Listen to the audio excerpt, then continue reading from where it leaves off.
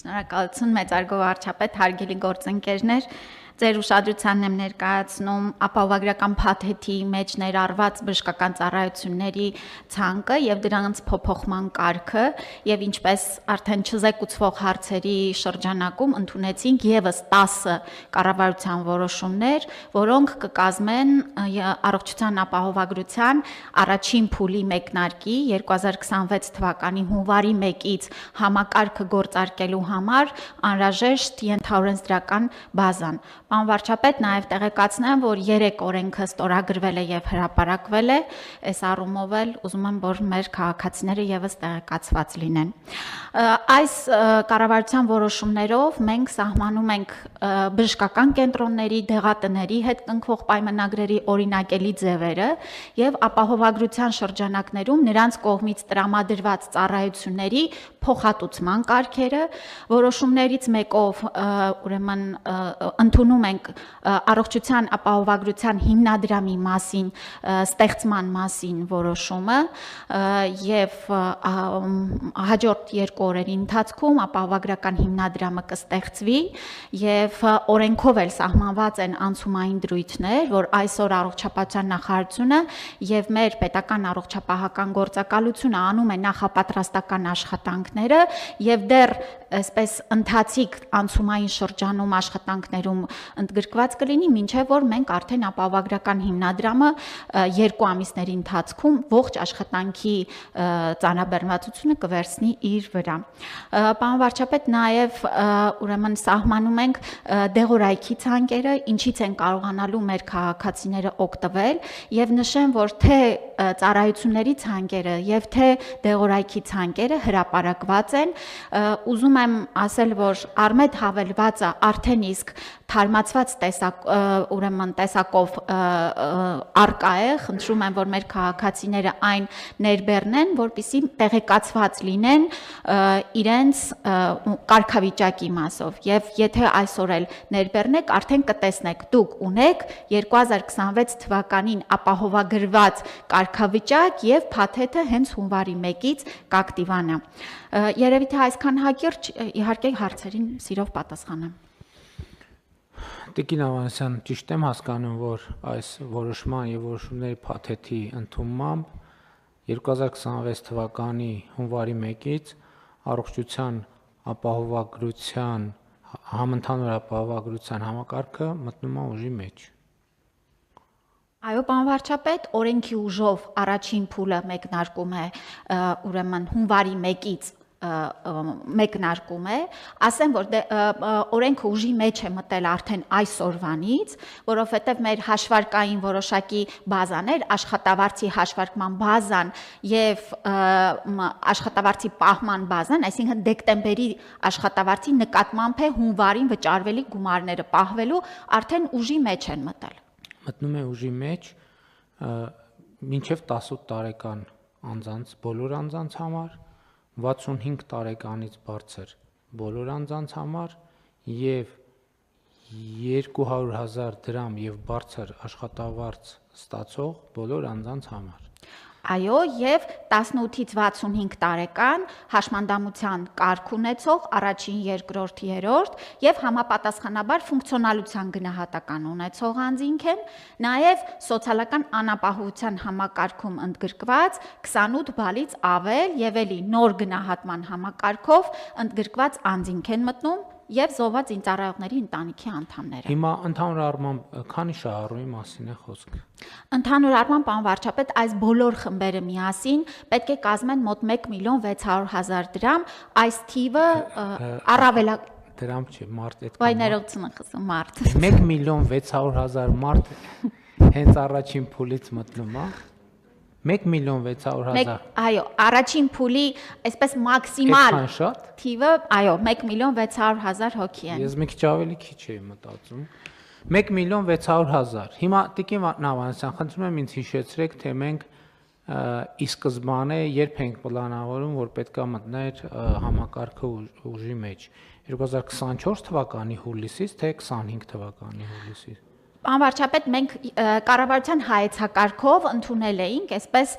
նախանշված ժամկետներ էինք դրել, որ 24 թվականի կեսից պիլոտային ձևաչափով կսկսենք, հետո 25-ի կեսից արդեն համակարգը առաջին փուլը կմեկնարկի, ու ըստ էության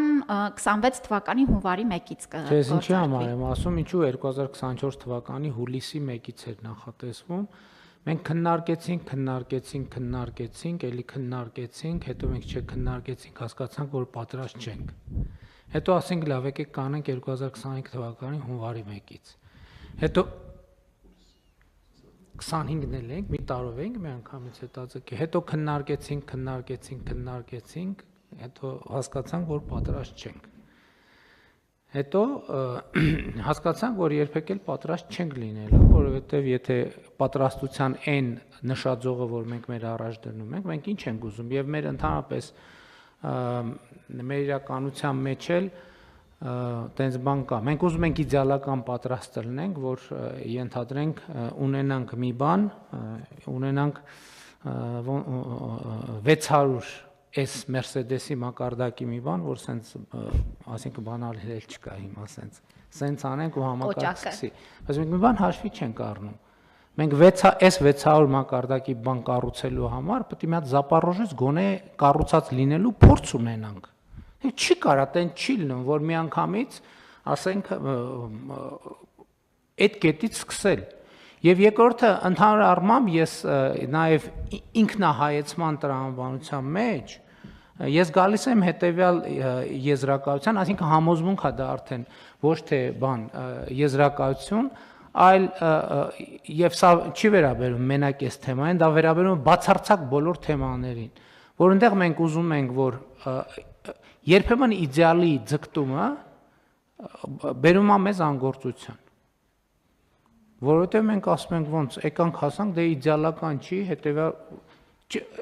մենք ընդհանրապես իդեալի այդ մղումից պետք է հրաժարվենք, որովհետև իդեալի մղումը մեզ անընդհատ տանում է փակուղիներ կամ անընդհատ գցում է միֆերի մեջ։ Հիմա ես սա ինչի համար եմ ասում։ Ուզում եմ դիմեմ հանրությանը երկու հարցով։ Առաջինը՝ սիրելի 1,600,000 հայրենակիցներ, խնդրում ենք 2026 թվականի հունվարի 1-ից առողջապահական հիմնարկները չգրոհել։ Չէ, հիվանդանալը ուրիշ խնդիր է, բայց չգրոհել, ուղղակի որովհետև գրոհը հիվանդության մասին չի, հիվանդանալ չհիվանդանալու մասին չի, բայց մեր փորձը ինչ է ցույց տալիս։ Մեր փորձը ցույց է տալիս, որ սովորական պայմաններում, երբ որ մարդը, գիտեք ինչ, 21-րդ դա այսօր տեխնիկան այնքան է զարգացել, ասում եմ, ում ուզում եք բերեք։ Ես երաշխավորում եմ, որ հիմա MRT, KT, չգիտեմ ինչ եւ այլն, կգտնենք անպայման մի բան, որը պետքա բուժել։ Բացառված է, որ տենց դեպք ունենանք, որ չգտնենք որևէ բան, որը բուժելու անհրաժեշտություն չկա։ Հիմա եւ մեր առողջության ապահովագրության համակարգը դրա մասին է, որ պետքա ստուգումներ լինեն ամեն տարի եւ այլն, եւ դա ճիշտ ճանապարհ է, որ MRT-ով մենք միջև բջջային մակարդակ գնանք եւ կանխենք այնտեղ, որպեսզի այս փուլում կանխելու համար կարող է մեզ պետք լինի ծախսել 10,000 դրամ, իսկ ամեն հաջորդ փուլում այդ խնդրի հետ առնչվելիս պետական ծախսն է ավելանալու եւ մարդու առողջության վիճակն էլ վատանալու է, բայց ելի եմ ասում, պետք չի հունվարի 1-ից գրող ձեռնարկել առողջապահական համակարգի վրա, որովհետեւ ոչ բժշկական կենտրոններն են փախնելու, ոչ կառավարությունն է փախնելու, ոչ պոլիկլինիկաներն են փախնելու եւ պետքա կառավարել։ Սա ինչի համար եմ ասում։ Օրինակ, դա էլ պետք է հասկանալ, որ առողջության ապահովագրության համակարգը ինքը կառավարման անհրաժեշտություն ունի։ Եթե համակարգը գնահատելու է, եթե այս մարդու վիրահատությունը, եթե մենք անենք 3 ամիս հետո իր առողջությանը անվերականգնելի վնաս չի պատճառվի, այդ վիրահատությունը լինելու է ոչ թե այսօր, այլ 3 ամիս հետո, ոչ թե այն պատճառով, որ մենք չենք ուզում տվյալ բուժառուին այսօր օգնենք, այլ այսօր կան ուրիշ մարդիկ, որոնց վիրահատությունը այսօր չանելը իրանց առողջության համար կառաջացնի անվերականգնելի հետևանքներ։ Եվ հետևաբար ես ուզում եմ ասել, որ շատ կարևոր է, որ հանրությունը նույնպես, ոչ միայն կառավարությունը, հանրությունը նույնպես նոր ձևավորվող համակարգի նկատմամբ ունենա նույն վերաբերմունքը, դա իրանն է, դա կառավարությանը չի։ Այս համակարգը, որ մենք ներդնում ենք, դա կառավարությանը չի, դա քաղաքացիներինն է։ Եվ հետևաբար պետք է նաև որոշակի ըմբռնում ձևավորվի։ Հաջորդը, հիմա ես համոզված եմ, ինչ եմ ասում, ցանկացած էլի իմ համոզմունքը, բարեփոխումը միջև չհանդիպի իր խնդրին, ինքը կենթանություն չի ստանալու։ Ելնելու են խնդիրներ, աշխատանքային, կազմակերպչական, տեխնիկական եւ այլն եւ այլն։ Հիմա սոցիալական ցանցերում փոթորիկներ մեծ հավանականությամբ չեն լինի ավելի լավ, բայց համոզված եմ, որ առիթ կօգտագործեն նաև, որ դա ապոկալիպսիս չի։ Ես հավաստիացնում եմ։ Այն բանը, որ այսինչ կայքը 10 վայրկյան ուշ բացեց, դա չի նշանակում, որ երկիրը կործանվում է, դա չի նշանակում, որ աշխարհը քանդվում է, դա չի նշանակում, որ կյանքը ավարտվում է։ Այսինքն համակարգ ենք մեր ներդնում, որ պետքա համակարգ ինքն էլ պետքա ադապտացվի եւ ադապտացվելու է որոշակի սխալների եւ բացթողումների արդյունքում, բայց մենք համոզված ենք, որ այսինքն սովորական ռեժիմով պետք է աշխատենք, չնայած կառավարությունը, առողջապահության նախարարությունը ամեն դեպքում կաշխատի արտակարգ ռեժիմով, այսինքն եւ կառավարության մակարդակով եւ նախարարության մակարդակով օպերատիվ խմբեր են ձևավորվել եւ ավելին մենք հունվարի 5-ին արդեն առողջապահության նախարարությունում կհավաքվենք ամփոփելու 2025 թվականի առաջնահերթությունների կատարման արդյունքները, առաջնահերթություններից մեկը առողջության ապահովագրության համակարգն է եւ տեսնել առաջին աշխատանքային օրով ոնց է աշխատում համակարգը, ինչ է անում եւ այլն եւ այդպես շարունակ։ Բայց ընդհանուր առմամբ ես կարծում եմ, որ ինչ է իմ հիմնական ուղերձը, որ մենք սովորական վերաբերվենք, սա սև ուրբաթ չի։ Առողջապահության համակարգի սև ուրբաթ չի, որ հիմա հունվարի 5-ին ինչ հասցրինք առնենք, էլ հետո չի լինելու, ոչ, սա ելնելու է այլևս միշտ։ Հետևաբար մենք մի հատ այդ կոവിഡ്ի ժամանակներից այդ բառը սովորել եմ։ Մենք մի հատ ինքներս մեծ տրիաժ պետք է անենք, հետո առողջապահության առաջնային համակարգը պետք է տրիաժ անի, այսինքն բան անի, հայերենով տեսակավորել ենք, լավ չի հնչում, դրա համար մյուս բառն եմ օգտագործում, այսինքն այն հին ժամանակներում առողջության ապահովար այս համակարգիները մենք ոնց ենք վերաբերվել, ասել ենք դե լավ, դե, այսինքն միջև դանակը ոսկորին չի հասել, մենք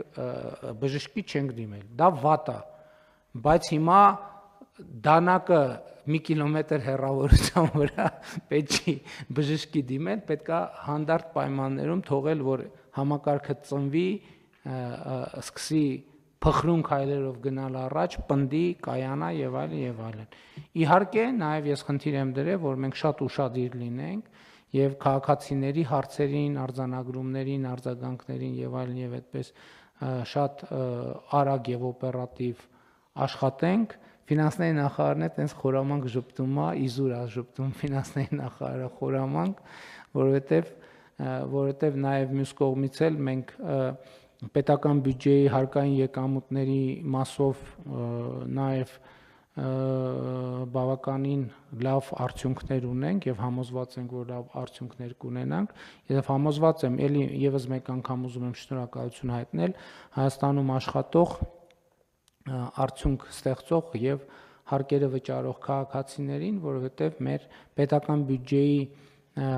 հարկային եկամուտների շարունակական աճն է այն գործոններից մեկը, որը պետք է ապահովի նաև այս համակարգի բնականոն զարգացումը, բայց մեր երկրում առողջության մակարդակը եւ առողջապահության համակարգի որակը եւ արդյունավետությունը ինքը իր հերթին տնտեսական աճը, նրա ծավալները եւ որակը էականորեն պայմանավորող գործոն է։ կրթությունը այո, բայց նաև մարդը պետքա առողջ լինի իր նախ կրթվելու եւ իր ստացած կրթությունը իրացնելու համար։ Սա ընդհանուր առմամբ ես ուզում եմ, որ աժոտաժի մթնոլորտ